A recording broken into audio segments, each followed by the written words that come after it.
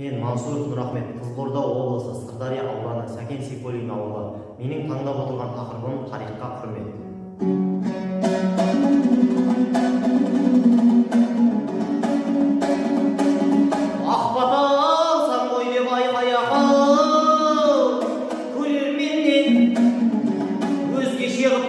Көмейден өлең өргем,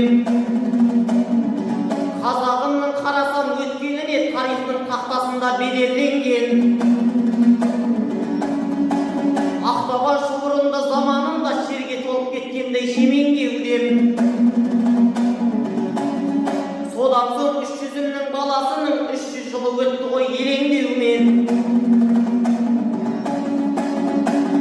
Арпалысқа толы боп бар өмірі кеудесінде кек қайнап кенемді өлген.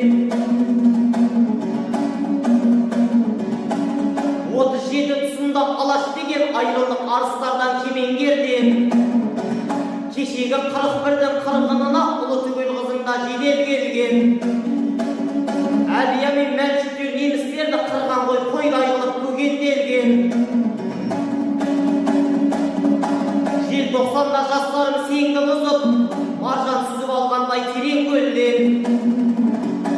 91-де азаттық ап берген соң ірген бүтін шекарам шегенделген. Бабалардың аңсаған арманы бол, бізге жеткен дастан мен өлеңдерден. Сондықтан да тарихты құрметтейік, бейбіт күнде бақытқа бөленгенмен.